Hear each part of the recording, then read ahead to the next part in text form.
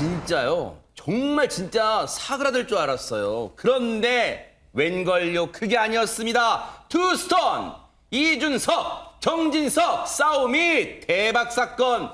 어제 이준석 대표가 우크라이나에서 귀국하면서 더 확전 양상을 보이고 있습니다. 먼저 귀국해서 어떤 얘기했는가 들어보시고 이어가 보도록 하겠습니다.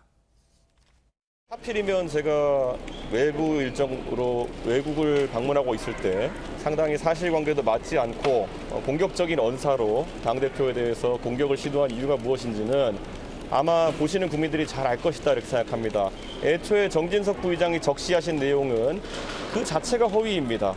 애초에 저희 방문단은 지금 저희 외교부 실무자들이 다수 동행한 일정입니다. 그렇기 때문에 정부 측이나 대통령실과 상의가 없이 저희가 갈 수도 없는 일정인데도 어느 유튜브 방송에서는 할 법한 이야기를 대한민국의 국회 부의장이 말씀하셨다는 거는 첫째로는 악의가 있거나 아니면 둘째로는 굉장히 정보의 어두운 상황이었거나 이 둘 중 하나일 것입니다. 그에 대해서 명확한 입장 표명을 하셔야 될 것입니다. 어제 저 발언을 저희가 정말 용케 타이밍에 맞아서 뉴스파이터 시간에 생중계로 전해드렸는데 들으면서 전혜연 평론가님, 와, 이거 폭풍 발언이다, 작심 발언이다 이런 생각이 들었어요. 예, 말 그대로 작심 발언. 직설 화법입니다. 아하. 보통 근데 당내 인사들에 대해서 얘기를 할 때 뭐 오해가 있었던 것 같다. 소통이 부족한 것 같다. 보통 이렇게 표현을 하는데 이준석 대표 용어를 한번 볼까요? 네. 허위. 하하. 허위. 한마디로 정진석 부의장 거짓말하고 있다. 약간 라는 법률적 식으로. 용어 같기도 하고 그래요. 예, 완전 직설적인 용어입니다. 그리고 당대표 공격한 의도. 이것도 굉장히 직설적인 사실 화법이거든요. 특히 당내에서 이런 용어를 쓰지 않는데 이준석 대표 이거 다 쓴 다음에 한번 읽어보고 연습한 게 아닌가 할 정도로 단 한마디도 틀리지 않고 지금 조목조목 반박을 하고 있습니다. 네. 그런데 작심 발언 그리고 직설 화법 글쎄 그럴 수 있는데 앵커님이 말씀한 것처럼 국민 화나 민생 문제라든가 그러네요. 또 안보 문제 굉장히 중요하기 때문에 사실 여당 내부에서의 어떤 이런 문제에 대해서 비판적인 여론이 좀 높아지고 있어요. 그래서 아마 이준석 대표도 이런 부분에 대해서 앞으로 좀 듣지 않을까 그런 생각이 듭니다. 근데 김현주 평론가님, 표현, 진짜 표현들을 좀 살펴보면 뭐 심지어 부사어조차도 하필이면, 와, 이 말로 시작해. 하필이면 내가 외국에 있을 때, 그리고 진짜 좀 모욕적 언사. 이거 무슨 유튜버나 할 얘기를 대한민국 국회 부의장이 하고 있다. 와, 이런 진짜 공격적 단어를 서슴지 않았어요. 우리가 흔히 뭐 밤에 쓴 글을 SNS에 올릴 때는 좀 조심해야 된다 이런 이야기가 있지 않습니까? 그러니까 긴 비행 시간 동안 네. 이준석 대표가 원래 달변이잖아요. 말을 잘하잖아요. 근데 하고 싶은 말들을 꼭꼭 쟁여서 머릿속에다 압축을 해놨다가 나오자마자 털어놓은 게 아닌가 저는 이제 그런 생각을 해보게 되는데 네. 상당히 이 설전이 수위가 계속 고조가 됐잖아요. 네. 처음에 뭐 기차는 간다로 시작해서 육모방망이 나왔다가 그다음에 싸가지라는 단어까지 나왔는데 이제 추태로 마무리가 됐습니다. 네. 점점 높아지는 설전에 국민 피로감은 증대를 하나 하지만 이 이준석 대표의 입장에서 굳이 생각을 해보자면은 좀 그런 대목을 좀 지적한 게 아닌가 싶어요. 좀 사실관계와 다른 내용 그런 것들에 굉장히 좀 분노의 포인트가 있지 않았나 이제 그런 생각을 해보게 되는데요. 뭐 우크라이나 행에 관해서 뭐 대통령실이나 외교부와 뭐 난감해했는데 뭐 사실관계가 사실은 그런 게 아니었다라든지 뭐 정미경 최고위원은 뭐 당협 쇼핑 이야기라든가 혹은 이제 가장 분노했던 지점이라고 제가 스스로 느끼는 점은 최재형 혁신위원장에 대해서 이분이 뭐 전 감사원장으로서 공명정대의 상징과 같은 분인데 이준석계로 분류를 했다든지 뭐 이런 내용들에 관해서 본인이 하고 싶은 얘기를 압축해놨다가 추태라는 단어로 한마디로 압축해서 표현한 것이 아닌가 그런 생각이 들었습니다. 백성문 변호사님, 네. 이준석 대표는 그러면 휴전할 마음이 조금도 없는 거예요. 이 발언이 폭풍 파장을 몰고 올 걸 몰랐어요? 오늘 윤석열 대통령 만나서도 물론 정진석 부의장을 겨냥해서 했는지는 정확히 모르겠습니다만 비슷한 말 했잖아요. 대통령에 가까워지려는 사람이 많아지면 안 된다는 취지 얘기를 했잖아요. 그러니까 결국은 또 지금 현 시점에서 정진석 부의장에 계속 독소를 쏟아내고 있는 건 저는 두 가지라고 생각합니다. 뭘까요? 조금 전에 말씀하셨던 것처럼 사실관계도 틀린 걸 가지고 공격을 했으면 이제 사과해. 이 뜻인 거고 하나는 정진석 부의장 말고 또 나머지 당내 중진들 중에 아직 임기가 1년이 남은 당대표를 공격할 사람 각오해. 약간 이 두 가지를 함축해서 저는 사실 공항에서 내려선 더 안 할 줄 알았어요. 여기서 한 번 더 쐐기를 박은 건 제가 말씀드렸던 것처럼 정진석 부의장만 겨냥했다기보다 당내에서 지금 이준석 대표에 비토하려는 그런 움직임이 있는 중진 의원들에 대한 경고의 목소리까지 같이 담은 게 아닌가 싶습니다. 그런데요, 이건 시작에 불과했습니다. 그 이후에 쏟아낸 말 격정 발언들도 정말로 귀를 의심케 했습니다. 한번 들어보시고 이어가 보도록 하겠습니다. 사실 당내 어른이라고 한다면은 그런 전후 관계라는 걸 파악하고 내지를 수 있는 것인데 이거는 그런 어떤 의도나 그런 어떤 진정성보다는 어떻게든 이 상황에서 분란을 일으키자는 목적이 강했던 것으로 보이기 때문에 저는 그 자체에 대해 가지고 심각한 문제의식을 가지고 있습니다. 예. 다시는 그런 일이 반복되지 않아야 할 것이고 제가 언급했던 것처럼 제가 임기가 이제 1년 돼서 반환점이 돌아오는데 그 1년의 기간 동안에 이런 일이 누차 있었습니다. 예. 그렇기 때문에 그런 부분은 좀 자제해 주시길 꼭 정진석 부의장님께 말씀드리는 것도 아니고 다들 좀 지금 상황에 자기 정치 좀 하지 말았으면 좋겠습니다.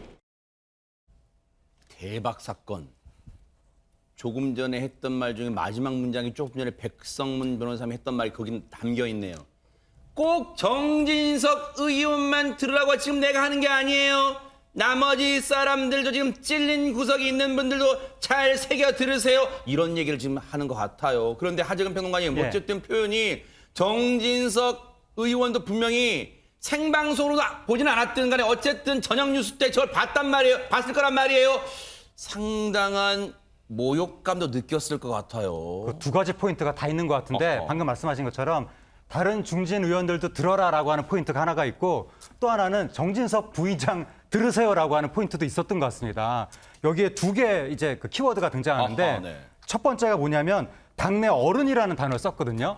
당내 어른이라면 전후 관계를 파악하고 했어야 되는 건데 그냥 분란을 일으킬 의도 아니냐 이런 표현을 하나 했고 그다음에 지금 1년이 지나서 임기 반환점을 돌고 있는데 그동안 이런 일이 누차 있었다라고 하면서 지금 상황에 자기 정치 좀 하지 말았으면 좋겠다라고 했거든요. 그러니까 당내 어른, 자기 정치 두 개의 키워드를 썼는데 이 두 개의 키워드가 정진석 부의장이 먼저 썼던 키워드였던 그래요? 거예요. 정 부의장이 이준석 대표를 공격하면서 썼던 키워드였는데 그래요? 그러니까 뭐라고 그랬냐면 네. 그 이준석 대표가 우크라이나 갈 때 자기 정치 아니냐라고 공격을 했었고 그다음에 다른 라디오에 나가서 지금 이 대표한테 악감정이 있는 건 아닌데 노파심에서 정치 선배로서 얘기할 수 있는 거 아니냐라고 정진석 부의장이 먼저 연배를 거론한 거예요. 아하. 그래서 이 두 가지를 콕 집어서 그대로 정진석 부의장한테 돌려준 그 자기 정치란 키워드하고 연배, 나이 이 키워드를 그대로 돌려주면서 거의 연타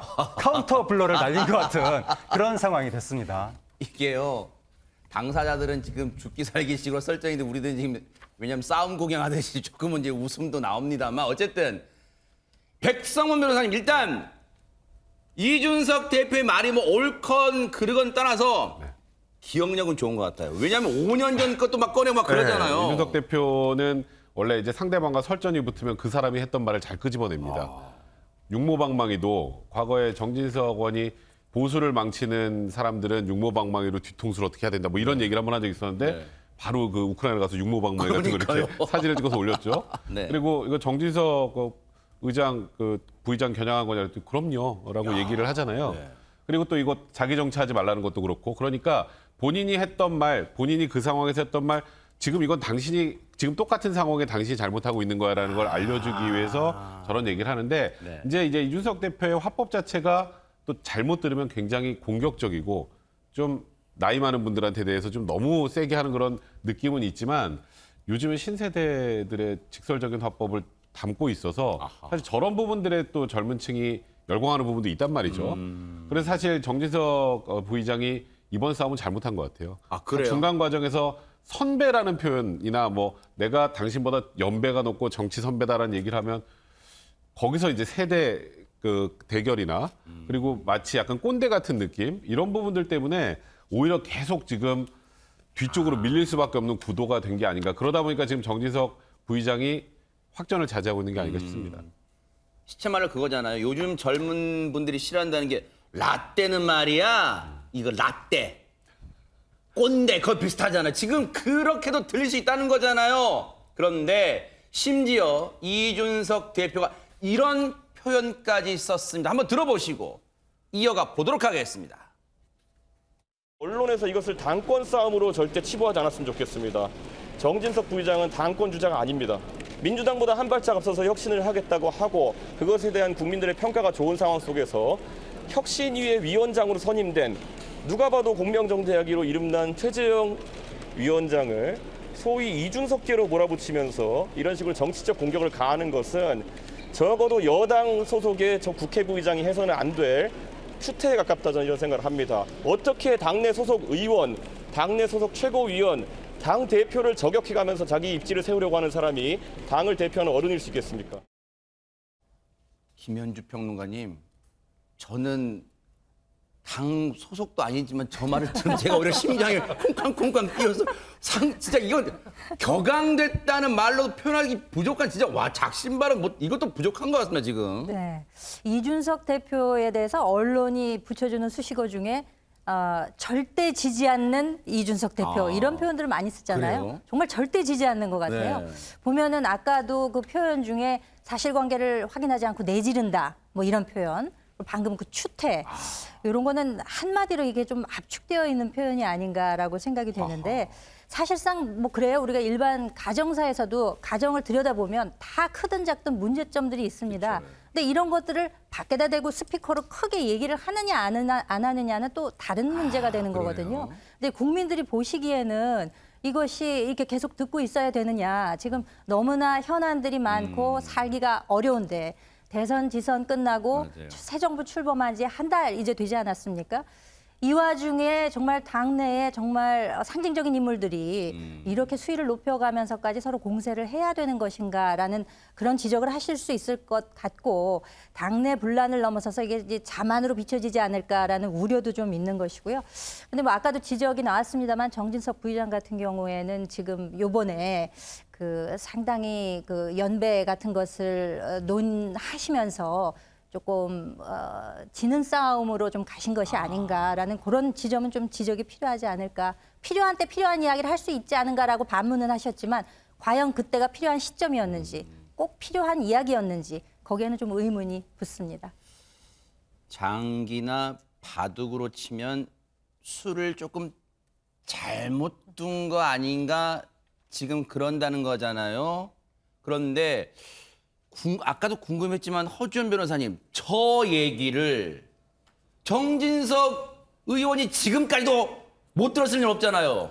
당연히 들었겠죠. 네. 지금 아마 정 부의장 속이 부글부글 끓고 있을 겁니다. 네. 그런데 어쨌든 불을 더 크게 피우는 것은 좀 경계하는 모양새예요. 아, 그래요? 오늘 이제 정진석 의원 SNS에 별다른 설명 없이 뭘 올렸냐면요. 네. 소이부답이라고 쓴 액자, 지금 나오는 사진인데 그냥 아무 말 없이 저 사진만 딱 저 올렸어요. 무슨 뜻이에요? 저게요. 웃지만 답하지 않는다라는 말이에요. 저 액자는 김종필 전 총리가 쓴 휘호라고 하는데 그래요? 저 말 자체는 원래 당나라 시인 이백이 산중문답이라는 그 쓴 책에 나오는 구절이에요. 근데 아까 그 뜻이 이 웃지만 답하지 않는데 이걸 언제 쓰느냐 두 가지 경우가 있습니다. 네. 첫 번째는 곤란한 질문에 대해서 뭐라 말해야 될지 몰라서 회피하는 경우. 두 번째는 대응할 가치조차 없는 말에 대해서 예의상 대처하는 경우 요 두 가지거든요. 그래서 정진석 부의장이 저 액자 사진의 소이부답을 왜 했는지 그 속내는 알 수 없지만 어쨌든 최소한 갈등을 증폭시킬 수 있는 맞대응은 좀 자제하는 모양새가 아닌가 이런 생각이 듭니다. 앞서 우리 김현주 평론가님 말씀하셨지만 이준석 대표 앞에 수식어 절대 지지 않는다잖아요. 그러면 저렇게 소이부답 정진석 의원이 SNS에 올려놓은 걸 보고 그냥 가만히 있었을까요? 관련 얘기 들어보시고 이어가 보도록 하겠습니다. 이준석 부의장이 오늘 소이부답 올리셨거든요. 앞으로 좀 어떻게 풀어나가실 건지. 소이부답을 올리셨다는데 소위부답은 행동으로 하는 거지. 그 소위부답을 그렇게 소위부답하겠다고 올리는 게 소위부답이 아니거든요. 그 소위부답 하시겠다니까 뭐 하시면 되죠. 그러니까 그거를 나 조용히 하겠음을 글로 올려놓고 조용히 하는 경우 있나요? 그거는 뭐 저는 약간 의아한 반응이다 이렇게 생각합니다. 네. 전혜연 평론가님 진짜 절대 안 지네요. 절대 안 집니다. 그러니까 이게 시점을 잘 보셔야 되는데 이준석 대표가 귀국한 시점이 윤석열 대통령과의 오늘 오찬 그 일정을 맞추기 위해서 귀국한 분도 분명히 있어요. 네. 그런데도 끝까지 이렇게 하는 것은 나 여기서 멈출 생각 없다라는 거고 그래요? 나 윤석열 대통령 만났을 때도 이 문제에 거론할 수도 있다라는 뉘앙스가 분명히 있습니다. 우리가 나중에 살펴보면 알겠지만 굉장히 과격한 용어들 나오고 있거든요. 그래서 한마디로 난 여기서 물러나거나 조용히 있을 생각이 없다라는 걸 굉장히 명확하게 보여주는 언행이라고 봅니다. 이쯤 되니까 시청자분들도 궁금해하실 것 같아요. 백성문 변호사님. 이제 우리 흔히 그런 생각하잖아요. 아, 당을 위해서라면 그것도 승리한 당이니까 이쯤에서 좋은 게 좋은 거다 그런 말도 있지만 좀 자중했으면 좋겠는데 지금 그럴 생각이 없는 것 같아요. 왜 그럴까? 이준석 대표 심리는 뭐예요, 그러면? 일단 6.1 지방선거 전까지 이준석 대표를 내부에서 비토하는 얘기가 좀 있었나요? 없었죠, 별로. 그때까지는 그럴 수 없으니까, 선거 때문에. 근데 이제 선거 끝나고 윤리위도 뭐 소집한다는 얘기가 나오고 이준석 대표가 쉽게 말해서 선거 때는 이용할 필요가 굉장히 많은 유용한 그런 대표지만 소위 평시 선거가 없을 때는 좀 이준석 대표보다는 다른 대표가 낫지 않나 이런 얘기들이 막 나온단 말이에요.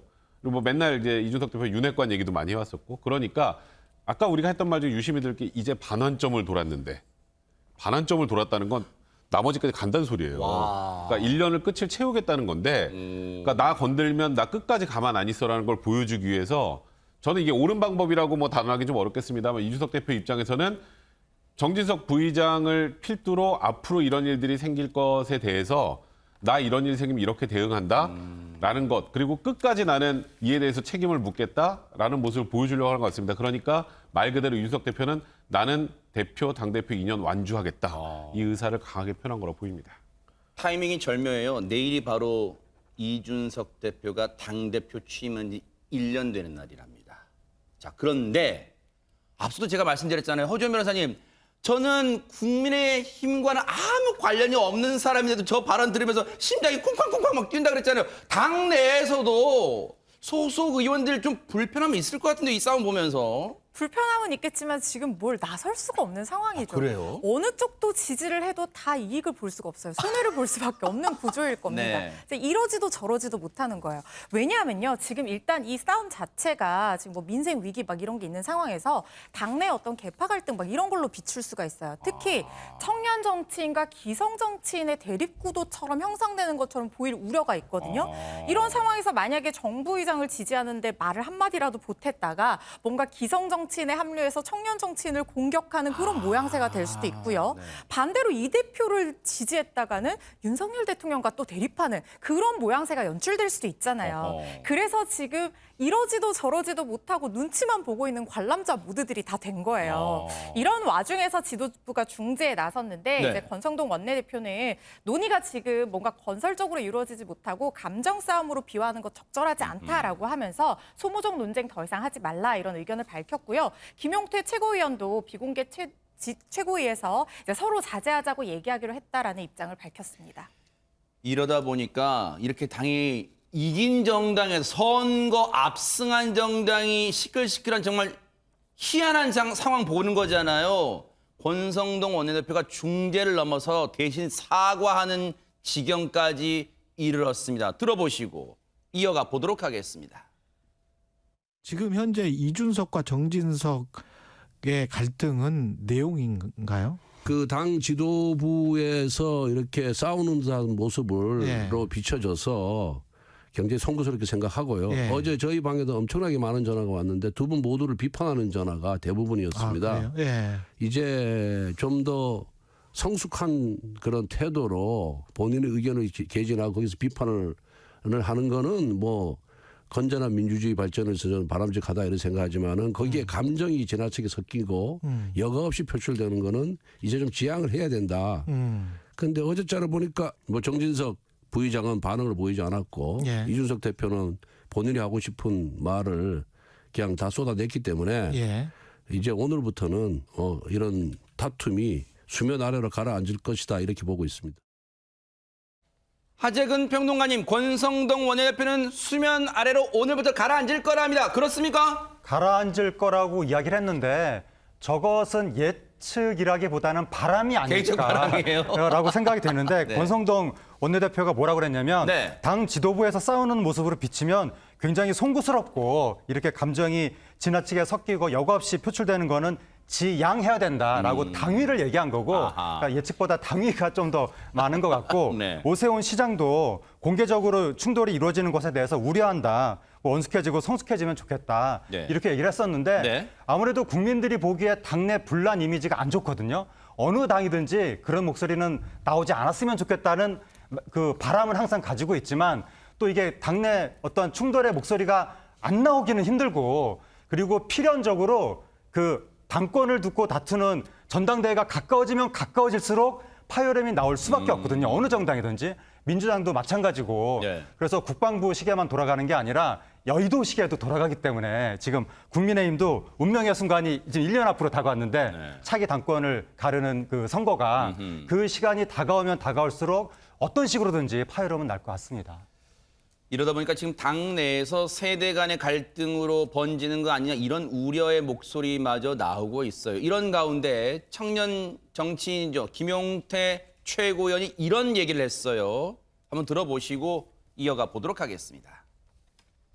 1년 내내 흔들어 놓고 무슨 싸가지를 논합니까? 라고 좀 강력한 발언을 했는데 최고위원님도 이준석 대표의 이 발언에 대해서 공감하십니까? 뭐 대표께서 너무 직설적으로 표현했다고 생각하고 표현을 순화할 필요는 있다고 보고요. 그런데 전반적으로는 대표 생각에 동의합니다. 왜냐하면 보통 정치에서 생각이 다른 분들과 이야기를 하다 보면 결국 마지막에는 너 몇 살이야, 뭐 선배가 말하는데 배지 달고 와 이런 식으로 말이 끝나는 경우가 많습니다. 너 몇 살이야 문화가 아직 국민의힘 내부에 남아 있다. 뭐 싸우다 보면 민주당에서도 있고 있는 걸로 알고 있고요. 국민의힘에서도 있고 이건 정치권 내부에 다 있는 것으로 알고 있습니다. 그렇군요. 흔히 진짜 라떼 문화, 꼰대 문화의 전형인 게 싸우다가 뭐가 잘 안 되면 너 몇 살이야? 지금 우리 이제 시쳇말로 이런다는 걸 지금 이런 문화가 당에서도 이번 일에 뭐 적용됐다 그런 얘기를 한 것 같은데 백성문 변호사님 그런데 곰곰이 생각해보면 이번에 투스톤 이준석, 정진석 두 사람의 이 대립이 처음은 아니었던 것 같기도 한데요. 이준석 대표가 얘기할 때 1년 내내라는 표현을 썼잖아요. 네. 자기 대표 반환점도 1년 내내 이렇게 해왔다는 취지로 얘기를 했는데 작년에도 계속 부딪혔죠. 그리고 작년에도 센 말이 많이 오갔어요. 그 당시 이제 윤석열 지금 대통령 그 당시 이제 후보 시절에 당 행사 같은 거 많이 불참하는 것에서 이준석 대표가 굉장히 불편한 심기를 드러내고 이에 대해서 그 당시 정진석 부의장이 이런 표현을 썼죠. 오바마 대통령이 쓴 약속의 땅 표지 사진 올리면서 남을 내려 누르는 게 아니라 떠받쳐 올림으로써 힘을 기를 수 있다. 네. 그러니까 이렇게 우회적으로 이준석 대표를 비판한 적이 있었는데 그때 이준석 대표가 저렇게 표현을 썼습니다. 저 때도 되게 셌어요. 후보 곁에 권력욕을 부추기는 하이에나가 아니라 그럼 하이에나가 누굴까요 저기서? 네. 밝고 긍정적인 멧돼지 미어캣이 있었으면 좋겠다. 그러니까 하이에나는 저기 그 굵은 글씨로 써놓은 건 바로 옆에 지금 사진에 있는 정진석 의원을 겨냥해서 한 말이었거든요. 그러니까 저런 방식으로 이제 소위 그러니까 윤석열 그 당시 후보 그리고 윤석열 대통령을 일단 이준석 대표 입장에서는 잘 보이고 이쪽에 붙으려고 하는 사람들 그런 권력형 있는 사람들을 윤 대통령에도 경계된다는 메시지를 오늘도 남긴 것처럼 이와 같은 행태에 대해서 그리고 본인을 흔드는 행태에 대해서 이거는 좌시하지 않겠다는 표현을 다시 한번 한 거고 저도 이준석 대표의 표현 자체에는 동의하지 않습니다. 이번에도 너무 강한 감정의 그 대립을 드러내는 방식으로 이렇게 바람직한 방식은 아니지만 이준석 대표 입장에서 제가 말씀드렸던 것처럼 앞으로 나랑 붙으려면 각오해 라는 걸 확실하게 보여주려고 약간은 제 개인적인 생각입니다만 좀 전략적으로 이렇게 강한 메시지를 낸 게 아닌가 싶기도 합니다.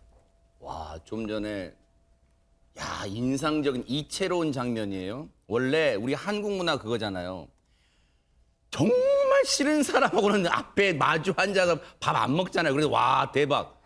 투스톤스가 대선 때 같이 빨간 후드티 입고 국밥인지 뭔지 모르겠지만 뜨거운 거 확 잘 먹네요. 막 이렇게 뭐 얘기도 나누면서 그런 적도 있던 두 사람인데 보세요. 좀 이따 나올 거예요.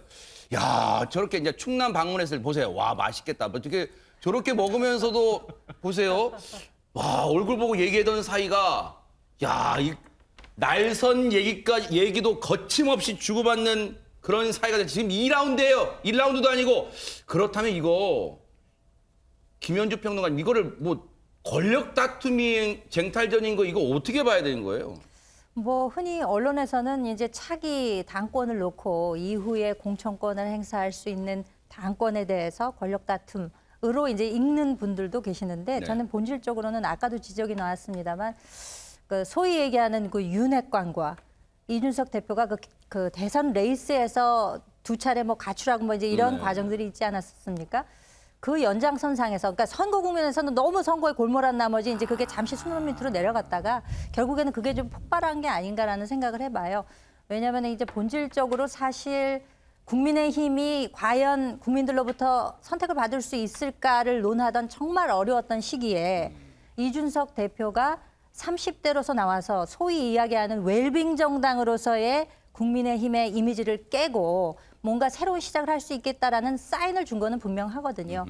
그 기여한 바가 있죠. 뭐 네. 대구에서의 발언이라든가 광주에서의 발언 이런 것들로 인해서 분명히 본인이 기여한 바가 있는데 1년 동안 흔들었다는 거 아닙니까? 그거 지금까지도 유지가 되고 있다는 것이고 그에 대한 내용을 이준석 대표는 강력하게 이야기하는 것이 아닌가. 본질적으로 이어지는 그런 계열이다. 저는 그렇게 보고 있습니다.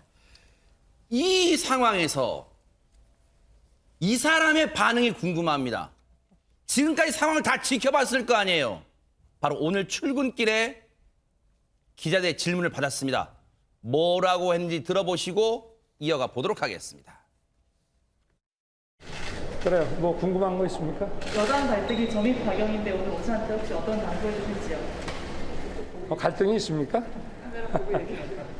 정치라는 게 늘 뭐 그런 거 아니겠어요?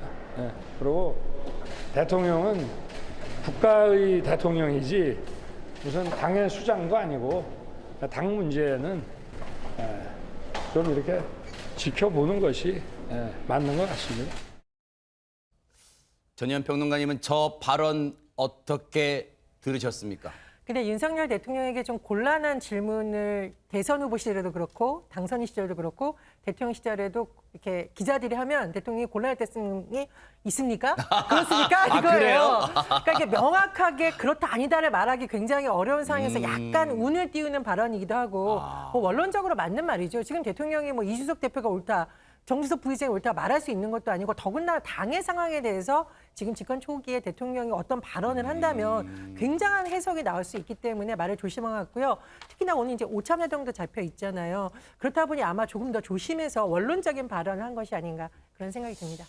바로 어떻게 보면 저 질문은 잘 피해갔다고 볼 수 있잖아요. 아침 출근길에. 그런데 방금 말씀해 주신 몇 시간 뒤에 점심을 먹게 됐어요. 윤석열 대통령이 국민의힘 지도부를 초청했어요. 대통령실로. 어떤 얘기가 일단 오갔을까요? 한번 들어보시고 이어가 보도록 하겠습니다.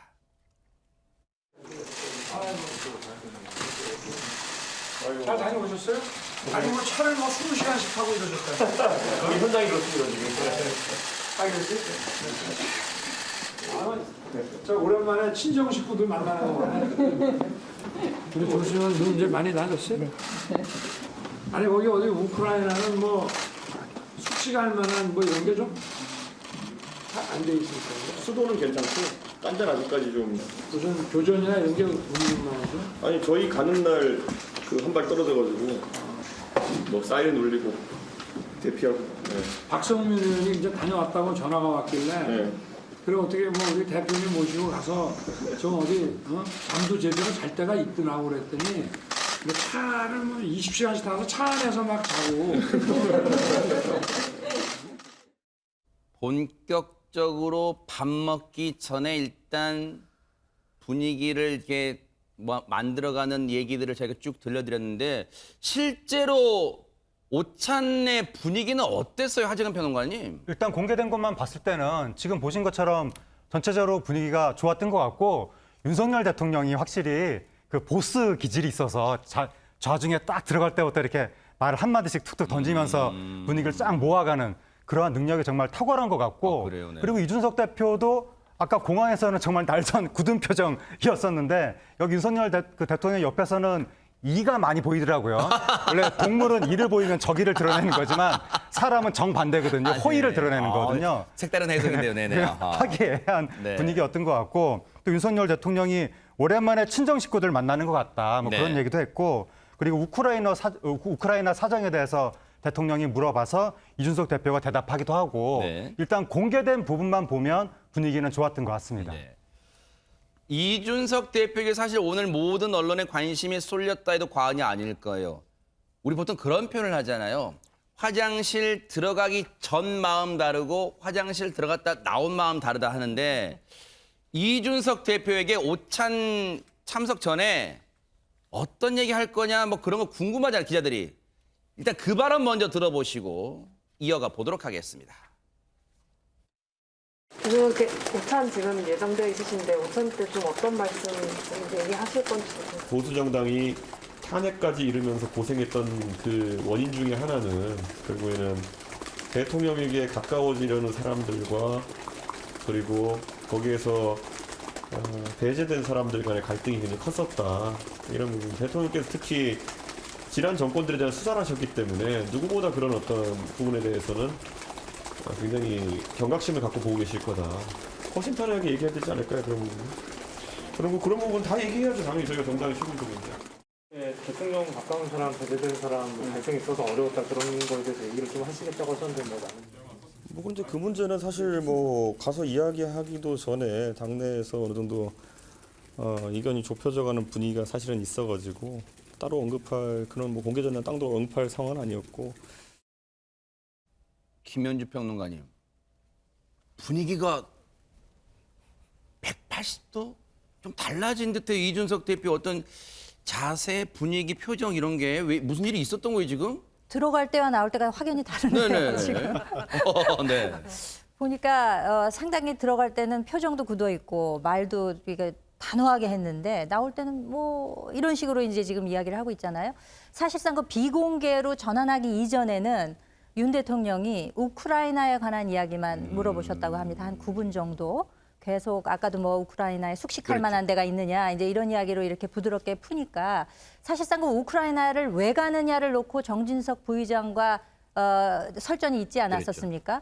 왜 외교부하고 정부에서는 좀 이를테면 곤란해하는데 왜 굳이 가려고 하느냐라는 것에서 대통령실에서는 뭐 그런 거를 확인한 바 없다라고 얘기를 했는데 어떻게 보면은 대통령이 지금 계속 우크라이나에 관한 이야기하면서 뭐 또 특사 얘기까지 나왔었다 그래요. 어허. 그렇게 하면서 이준석 대표에 대해서 좀 인정해주는 듯한 그런 분위기가 더 많이 조성이 되다 보니까 아무래도 본인이 원래 하고자 했던 이야기보다는 전체적인 정치 현안보다는 부드러운 분위기로 풀어지면서 좀 이게 어떻게 보면은 지금 이 대결 국면이 조금 잦아드는 그런 계기로 작용할 수 있지 않을까 저는 그런 예상을 해봅니다. 모르긴 몰라도 그런 생각이 들어요. 전혜연 평론가님. 윤석열 대통령이 정치 초년생이라고 언론들은 얘기하고 정치권은 얘기하지만 가만히 사람을 대하는 이른바 용인수를 보면 오늘 분명히 점심자리에서 뭔가 이준석 대표를 쉽게 말하면 우리 시쳇말로 궁디팡팡 좀 해준 거 아니에요? 왜냐하면 그러지 않고 이렇게 풀릴 리가 없잖아요. 사르르. 혹시 기억나십니까? 대선 과정에서 이준석 대표와 당시 윤석열 후보 간의 갈등이 극에 달했을 때 누가 손을 내밀었느냐? 당시 어쨌든 윤석열 후보가 손을 내밀었어요. 그래서 불고기도 같이 먹고 그랬죠. 또 의원총회에서 분위기 격양됐을 때 다 같이 갑시다 하면서 분위기를 모은 경험도 있고 하기 때문에 아마 이번 갈등을 공개적으로 누구 편을 들어줄 수는 없는 상황이었지만 오늘 오찬을 하면서 아마 그래도 우리가 집권 여당인데 대표님 좀 이렇게 해주시면 좋지 않겠습니다라고 좀 마음을 풀어주는 역할을 하지 않았을까라는 생각이 들고요. 이준석 대표도 어쨌든 뭐 다른 사람도 아닌 대통령이 그렇게 했다면 여당 대표로서 또 책임감을 일부분 느끼지 않았을까 그런 생각이 듭니다. 그런데 이준석 대표 이제 일단 귀국하고 바쁜 일정에 바로 오늘 대통령과 점심도 먹었어요. 앞으로는 뭐 당이 탄탄대로를 걸을 것 같지만 본인에게 남아있는 중요한 일정이 있다면서요, 백성문 변호사님. 요 일정 전까지는 괜찮을 것 같습니다. 요 일정 전까지. 조금 전에 우크라이나 얘기를 시작해서 한 9분 정도 얘기를 했다는 것도 잘 갔다 왔냐 우크라이나 얘기만 했다는 건 정진석 의원이 처음 제기했던 우크라이나 그 자기 정체로 갔다는 거를 좀 반대되는 모습을 보여주는 거잖아요. 그것만으로도 이준석 대표에게 힘이 갔는데 문제는 네. 이제 운명의 윤리위가 남아 있습니다. 어허. 사실 처음에 에이 어떻게 이준석 대표를 져가지고 징계를 하겠어? 쪽에 얘기가 훨씬 많았습니다. 근데 좀 묘하게 돌아가는 것 같아요. 그래요? 이게 일단 이제 좀 뭐 소위 한 유튜브 채널에서 언급했던 성상납 의혹하고 그다음에 그 이후에 증거인멸 교사 의혹이 두 가지 의혹이 지금 제기가 되고 이 경찰 수사가 진행되는데 이거는 제가 보기에 생각하기에 수사기관에서 어떤 결과가 나올 수 있는 상황 자체가 아니에요. 어허. 그러면 수사기관에서 아무 결과가 안 나오면 그럼 끝이어야 되는데 윤리에서는 이 진위 여부보다 더 중요한 게 당의 명예를 실추시켰는지 여부와 관련해서 윤리위에서 판단하겠다는 겁니다. 아, 그래요? 그러니까 진위 여부가 아니라 당의 명예를 실추시켰는지. 그러니까 이게 한 유튜브 채널 통해서 녹취록, 녹음 파일 같은 것도 공개되고 하지 않았습니까? 그래서 지금 일단은 윤리위가 열리면 총 4단계 그 징계가 있는데 뭐 제명이나 탈당 공고 이런 거 당원권 정지까지도 제가 보기엔 안 갈 것 같은데 문제는 이제 경고 처분이 내려질 수도 있다는 얘기가 나옵니다. 경고 처분. 네. 경고 처분이 나오면 이론상으로는 이준석 대표가 당대표 계속 할 수는 있죠. 경고니까. 무슨 실효적인 그 처분 아니잖아요. 근데 문제는 이러면 이 뒤에 전국은 성상납 전국으로 갑니다. 지금 야당에서 가만히 있겠어요?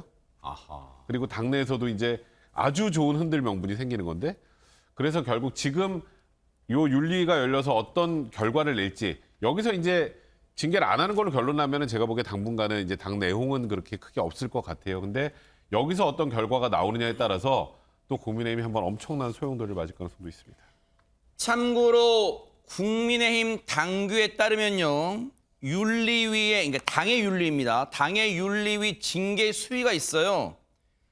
경고 1단계입니다. 경고, 그다음이 당원권 정지, 그다음은 탈당 권고, 그다음은 제명 이렇게 4단계예요. 그런데 만약에 언론에서 이렇게 물어봤어요. 권성동 원내대표한테.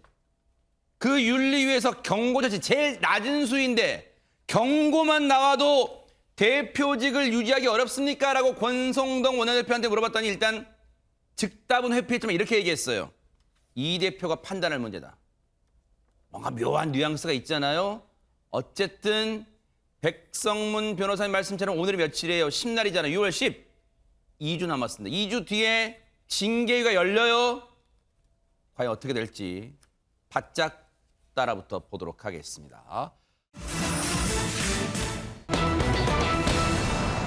국민의힘 지금 이렇게 투스톤의 대결로 시끌시끌한데 이 문제도 지금 시끌시끌해질 것 같습니다. 하재근 평론가님. 예, 국민의힘에서 친윤 성향 의원들이 한 30여 명이 모임을 만들었습니다. 모임 이름이 민들레인데 네. 이 민들레가 민심 들어볼래?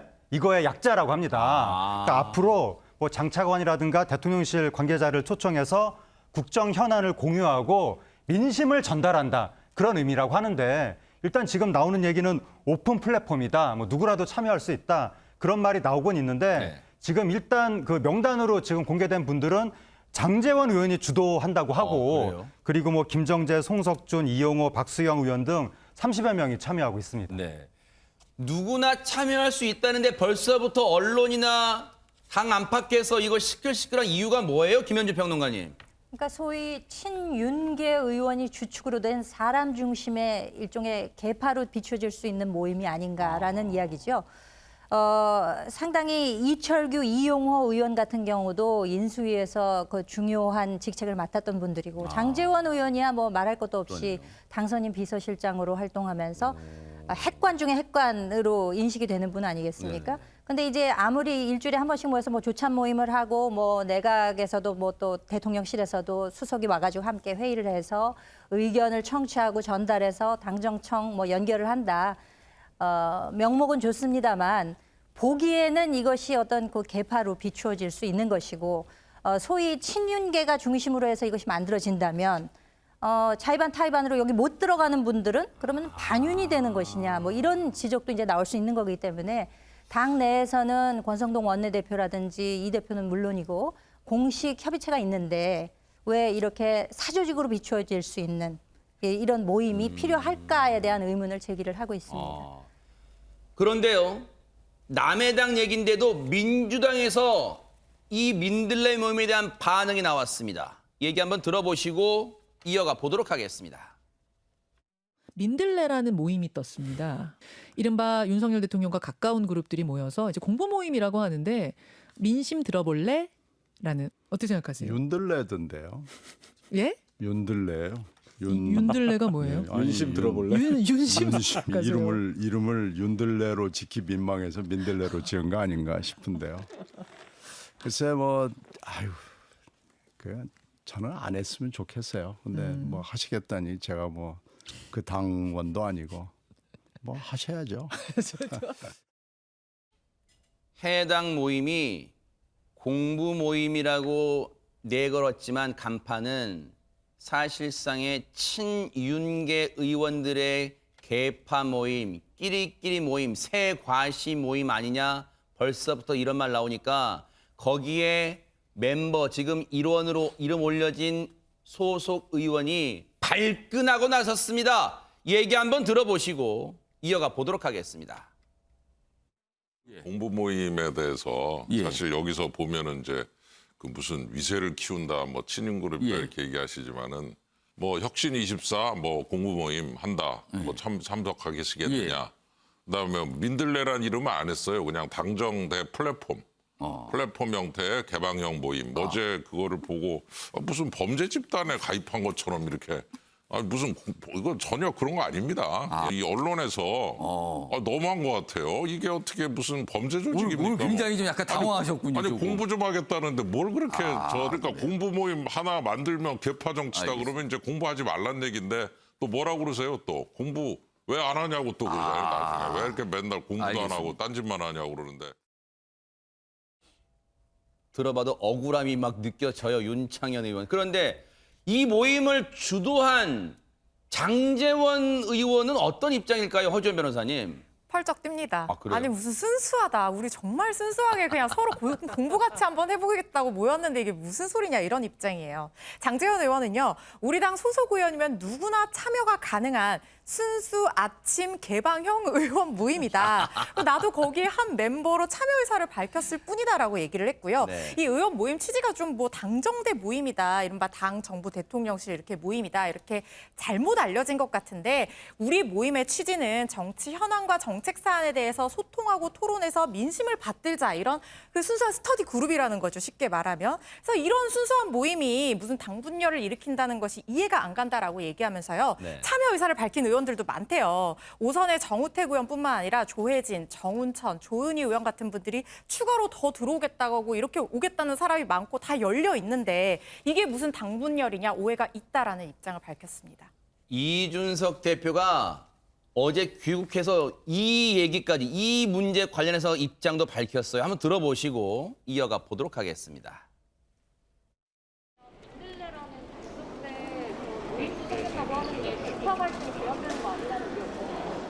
그 모임에 대해 가지고 언론인들께서도 친윤 모임이라는 이름조차도 붙이지 말기를 부탁드립니다.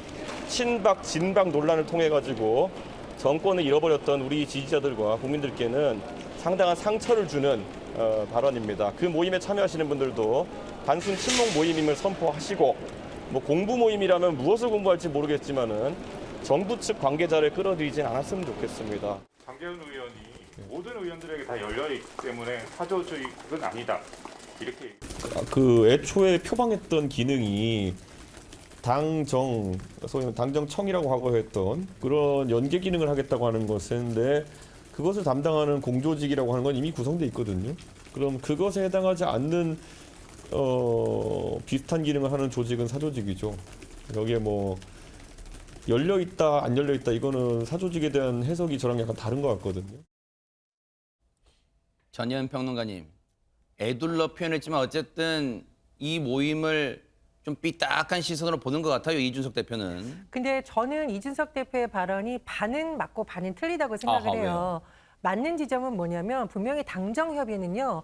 당 지도부를 중심으로 특히 정책위 의장과 원내대표를 중심으로 청와대와 정부의 공식 관계자들이 사전에 다 논의를 하고 어떤 정책을 논할지도 결정이 돼서 아주 공식적으로 이루어집니다. 공개적인 회의이고요. 예를 들어서 부동산 정책, 뭐 예를 들면은 가뭄이 있었을 때 어떻게 할지 이런 걸로 다 앞부분이 공개가 되고 회의가 끝나면 다 공개가 되죠. 그러니까 이것은 공식적인 것이 맞습니다. 그러나 의원 모임 같은 경우는 그것이 다 공식적으로 진행이 되거나 모든 내용이 국민들에게 알려지는 것이 아닌데다가 중요한 것은 장제원 의원이 누가 봐도 대통령의 가까운 윤핵관이잖아요. 그러니까 그렇게 보일 소지가 있다라는 반론을 충분히 할 수 있는데 다만 국회의원들의 모임은 아무리 당대표라고 해도 하라 말라고 할 수는 없는 거예요. 그리고 예전에도 사실 보수정당에도 의원들의 공부 모임은 많았기 때문에 또 의원들이 듣기에는 아니 우리가 새 정부를 잘 뒷받침하기 위해서 공부 좀 하겠다는데 너무한 것 아니냐라는 반론이 나올 수가 있다고 보고요.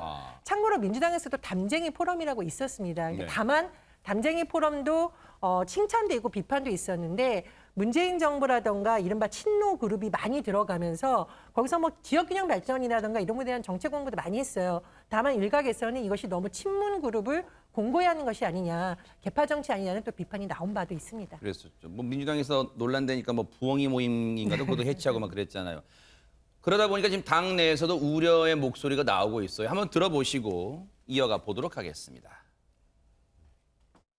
제가 의원들한테 개별적으로 좀 물어봤더니 그냥 순수한 공부 모임이다, 자발적인 모임이다 이렇게 얘기를 하고 있어서 제가 그런 모임 자체를 하라 하지 마라 라고 얘기하기는 적절치는 않습니다. 정치인의 그런 의도보다 바깥에서 어떻게 해석하고 어떤 프레임이 씌워지느냐 이것이 굉장히 저는 중요하다고 생각합니다. 그건 정치인의 저는 숙명이다 이렇게 생각을 하고 있습니다. 개파로 비춰줄 수 있거나 또 다른 그런 당적 협의체로 비춰줄 수 있는 그런 오해를 살 소지가 있는 의원들의 모임은 지양하는 것이 맞다 이렇게 봅니다. 허주현 변호사님, 권성동 원내대표의 입장 그러면 한마디로 뭡니까? 오해받을 수 있는 모임은 좀 자제했으면 좋겠다는 거겠죠. 일단 전제는 그거예요. 단순한 공부 모임은 장려를 하겠다. 그런데 지금 상황을 보면은 언론 보도에 따르면 뭔가 공식적인 당정 협의체가 있는데 그것과는 별도로 운영되는 것처럼 비치고 그리고 그러한 의원들의 모임 부적절하다는 거예요. 과거에 뭐 박근혜 정부 때나 MB 정부 때도 그런 개파 모임들이 있었고 그것들이 결국에는 당의 분열을 초래하고 결국 당의 몰락까지 가져오는 그런 전례가 있었잖아요. 그런 부분을 우려하는 걸로 보입니다. 네. 그래서 자칫 잘못하면 이게 개파 얘기가 나올 수 있는 성격을 갖고 있고 이거는 윤석열 정부의 성공에 방해가 된다라고 본다라고 하면서 네. 자제하는 것이 맞다고 했고요. 만약에 의도가 있는 모임이라고 하면 본인이 원내대표로서 앞장서서 막겠다라고 입장을 밝혔습니다. 그러면 시청자분들의 이해를 돕기 위해서 전혜연 평론가님, 혹시 그러면 전 정부 때는 혹시 뭐 이렇게 실세들 지금 보면은 모양새가 권성동 원내대표가 약간 장제원 의원 견제하고 약간 그런 느낌도 있잖아요. 좀 그런 느낌의 대결은 예전 정부에는 없었어요? 예전 정부에도 있었습니다. 특히 이명박 정부 때 이런 것이 공개적으로 표출되면서 굉장히 논란이 된 바가 있는데요. 이명박 정부의 실세라고 하면 두 가지 축이 있었습니다. 하나는 이명박 대통령의 당선을 직접적으로 기여했다고 평가하는 신 MB맨 그룹이었고 그 한가운데 정두원 당시 의원이 있었고요. 정두원 의원은 이명박 서울시장 시절 정무 부시장이었습니다. 그러니까 브레인 역할을 했던 그렇네요. 사람으로 평가를 받는 한 그룹이 있고요. 또 한 그룹은 누구도 부정할 수 없는 만사형통이라는 말이 나왔던 이상득 의원을 중심으로 한 세력이 있었습니다. 그런데 이것이 묘한 것이요. 당에는 정두원 의원을 중심으로 한 친 이명박계가 있었고요.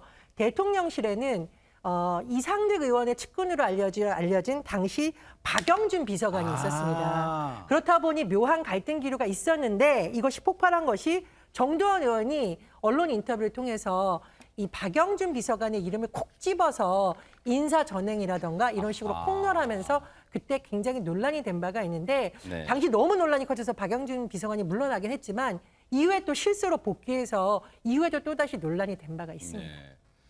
민들레 모임으로 촉발된 이 싸움이 뭔가 논란이 권성동 원내대표와 장제원 의원 간의 내가 찐 윤핵관이야 다툼으로 번질지 한번 지켜볼게요. 지금 대선 이기고 지방선거까지 이긴 2연승한 잘 나가는 집안에 이런 설화, 이런 걸 이게 설화 정도일까요? 한번 들어보시고 이어가 보도록 하겠습니다. 여기 또 못 사는 사람들이 많습니다. 임대주택에. 그래서 정신질환자들이 나옵니다. 이거 방치할 수 없습니다. 사회 문제가 됩니다. 그래서 정신과 의사하고 관리사무소 같은 거 법을 개정을 해서 동네 주치의 제도를 운영하든지 해서 자연스럽게 돌면서 문제가 있는 사람 상담도 하고 그분들을 격려하든지 여러 조치를 사전적으로 하지 않으면 국가가 책임을 다했다고 볼 수 없습니다. 격리가 아니고 그분들 힘 보태드리고 상담도 해드리고 응원하는 격려하는 동네 주치 시스템을 보강하자는 겁니다. 전현 평론가님, 이게 대체 무슨 말입니까? 임대주택 사시는 분들한테 정신질환자가 나온다? 그러니까 이건 사실 설화라고 하기도 한 망언 수준이죠. 임대주택에 못 사는 사람들이 많아서 정신질환자 나온다. 이 발언도 문제고요. 격리를 해야 된다. 이거는 사실은 어떤 이런 장애가 있거나 질환이 있는 사람들의 가족들에 입었을 때 정말 상처가 있는 발언이거든요. 네. 물론 급하게 나중에 사과하긴 했습니다만 언론 보도를 보면 오세훈 시장도 이 발언에 대해서는 굉장히 우려를 표명한 것으로 알고 있습니다. 여당의 정책위 의장인 만큼 앞으로는 발언 하나하나에 더 신경을 쓰셔야 될 것으로 보입니다. 아니, 저게 과학적이나 무슨 논리적 근거가 있습니까? 백성문 변호사님? 뭐 재산이 별로 없는 분들은 정신질환자 분들이 많습니까? 그건 아닌 것 같은데요. 지금 이건 완벽한 실언이고 사과하셔야 될 얘기입니다. 네. 이걸 자꾸 나는 어려운 분들을 잘 돕기 위해서 했는데 말이 좀 더 나갔습니다. 이런 방식으로 자꾸 이 논란을 계속 키워나가는 건 전혀 바람직하지 않은 것 같고요. 네. 뭐 본인 얘기로는 이제 민주당에서 임대주택 많이 줘놓고 이제 관리가 안 되니까 뭐 벽지도 10년에 한 번씩 깔고 그러니까 거기 들어가면 못 살고 그래서 정신질환자 많이 나오니까 이 정신질환자도 관리를 잘 얘기를 하다 거기서 갑자기 비약이 되면서 지금 이상한 방향으로 간 거거든요. 이건 임대주택에 사는 분들에 대해서 약간 굉장히 모욕적인 발언입니다. 그래서 해명보다는 이에 대해서는 깔끔하게 사과를 하시는 게 맞지 않을까 싶습니다. 허주연 변호사님, 본인은 지금도 그러면 문제라고 못 느껴요? 일단 뭐 논란이 확산을 하니까 성 의장이 2시간 만에 공식 입장문을 내고 고개를 숙였는데요. 내용을 보면은 이게 진짜로 뭐 본인의 어떤 문제라고 느끼고 있는지 좀 의문입니다. 한번 읽어주세요. 네. 네, 일단 임대주택 거주자들이 느꼈을 상실함과 불편함에 대해서 사과한다라고 하면서요.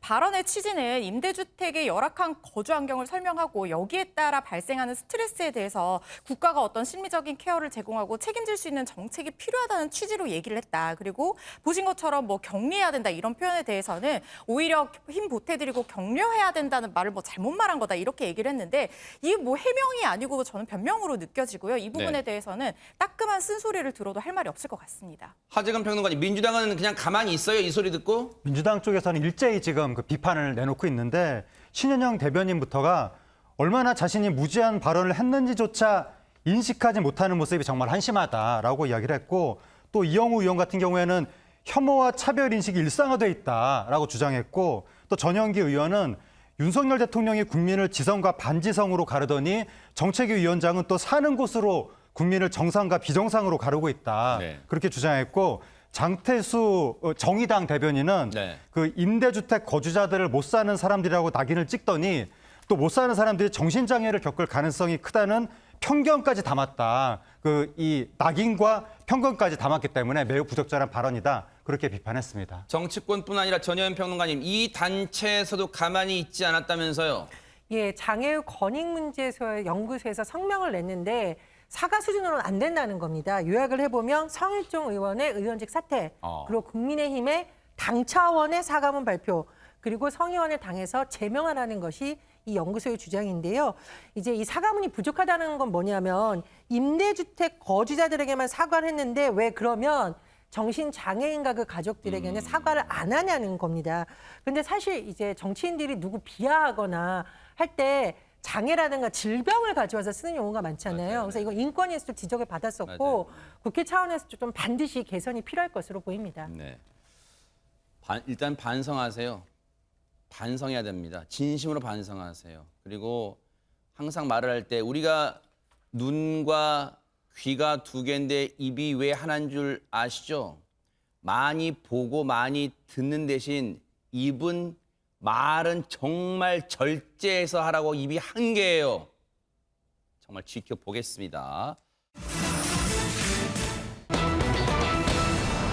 자, 민주당 얘기해볼까요? 오늘 우상호 의원 중심의 비대위가 오늘 공식 출범했습니다. 그런데 전당대회 룰, 규칙을 어떻게 할 건가? 이게 지금 뇌관으로 떠오르고 있습니다. 한번 관련 얘기 들어보시고 이어가 보도록 하겠습니다.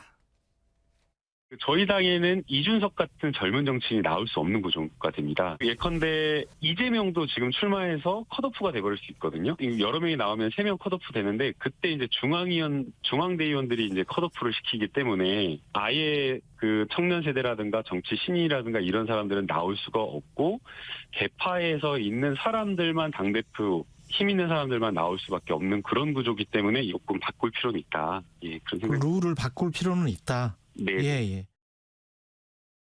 허주연 변호사님, 혹시 김남국 의원도 이준석 대표 좀 젊은 당대표 두고 싶은 마음이 있고 그런 건 아니에요? 글쎄요, 제가 나중에 한번 물어보도록 하겠습니다. 그런데 일단 지금 이렇게 얘기하는 이유는요, 이 민주당의 이 당대표를 뽑는 과정에 대의원의 입김이 굉장히 크게 작용할 수밖에 없는 구조예요. 예비 경선에서도 지금 중앙 대의원이 거의 뭐 절대적인 어떤 입김을 작용한다고 할 수 있고, 본투표에서도 대의원 투표 반영 비율상이나 아니면 실질적인 어떤 표의 가치나 이런 게 굉장히 큰 편이거든요.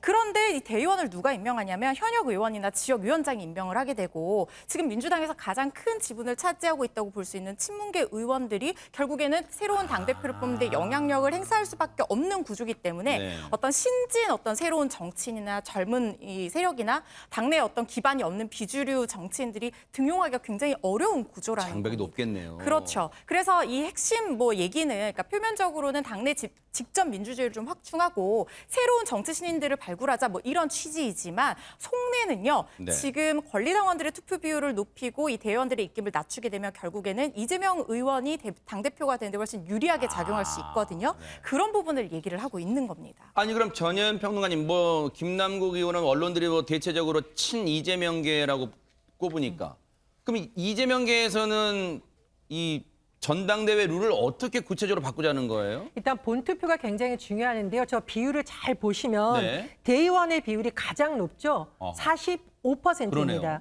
그리고 권리당원은 40%. 일반 국민 여론조사가 의외로 낮죠. 10%. 일반 당원 여론조사 50% 있는데 5%. 권리당원을 잘 보셔야 됩니다. 이재명의 핵심 주장은 권리당원 비율 왜 40%밖에 안 주냐. 권리당원이 훨씬 많지 않냐, 대의원보다. 그러니까 이 비중을 높여야 된다는 것이 하나 있고요. 또 다른 주장은 권리당원이라고 하면 보통 이 전당대회 치러지기 6개월 전에 입당을 해야 되고 6회 정도 당비를 납부한다는 규정이 있습니다. 잘 보시면 이재명 의원을 지지하는 신규 당원의 경우에는 대선 직전이나 후에 가입했을 가능성이 큰데 이 사람들은 권리당원에 들어가지 못할 수가 있죠. 그러니까 권리당원 기준도 좀 완화해줘야 되는 것이 아니라는 것이 이재명계의 주장으로 보입니다. 네. 당내 쓴소리를 줄곧 해왔던 박용진 의원은 아예 새로운 주장을 한다면서요, 하재근 평론가님. 네, 박용진 의원 주장은 방금 보신 그 안이 그 민주당 내 대의원, 권리당원, 일반당원 해가지고 90이 들어가는 거잖아요. 일반 국민 여론조사는 10이 들어가는 거고 90대 10인데 이러면 결국 민주당 지지자들 말만 듣는 거 아니냐. 그러면서 지금 민주당 지지율이 30% 안팎인데 민주당 지지자들 말만 들으면 70% 국민의 말은 안 듣는 거 아니냐. 그러니까 차라리 그 룰을 당심 50, 민심 50, 5대 5로 하자. 그런 주장을 내놨습니다. 그런데 친문계에서는요, 이런 얘기를 하고 있습니다. 한번 얘기 들어보시고 이어가 보도록 하겠습니다. 해석하는 상대방의 이 입장이 다를 수밖에 없거든요. 그래서 룰은 부동자세다. 바위처럼 놓고 가야 되고, 논거가 타당하다 하더라도 지금은 아니다. 지금은 그거는 충돌하게 돼 있어요. 그래서 그냥 두라는 거죠. 이재명 후보가 출마할 것이고 출마하면 가장 강력한 후보다.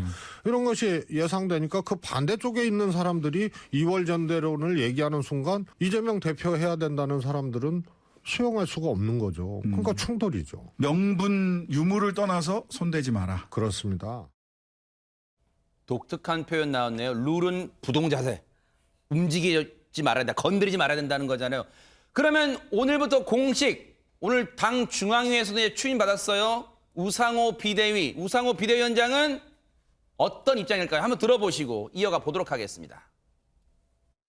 뭐 전대 룰 변경 어려울 거다 이런 말씀 좀 하셨는데 전당대회 룰을 변경하려면 조건이 있다. 전당대회 출마할 선수들이 합의를 하든가 아니면 당내 구성원의 60, 70% 이상이 동의하는 내용이 있을 때만 변경이 가능하다. 근데 지금 아직 선수가 없잖아요. 선수가 없을 때는 어떡합니까? 국회의원들의 다수가 동의하는 내용은 바꿀 수 있죠. 백성문 변호사님, 흔히 정치권에서 뭐 그런 말 하잖아요. 악마는 디테일에 있다. 룰이 지금 그 싸움이잖아요. 그러면 결국 친문, 친명 뭐 어떻게 하고 싶은 거예요 지금? 우리가 이겨야지 인 거죠. 그러니까 우리가 이기려면 친문 쪽에서는 아유 그래 룰을 어떻게 건드려? 룰은 건드리면 안 되지.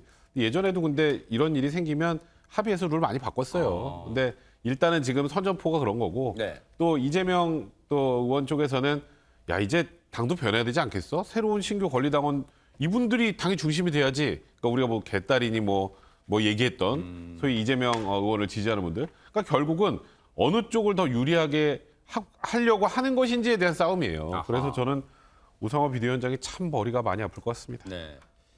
생각을 해보면요. 지금 누구를 당대표로 선출하느냐. 8월 전당대회 얼마 안 남았어요. 뭐 2달이나 채 남았나요? 누가 어느 쪽이 당권을 거머쥐느냐. 여러분 누차 말씀 들어보셨겠지만 2년 뒤에 있을 국회의원 뽑는 총선거에 공천권을 행사하는 어마어마한 자리입니다. 과연 어떻게 전당대회 룰 정해질까요? 뉴스파이터가 바짝 따라붙어 볼게요.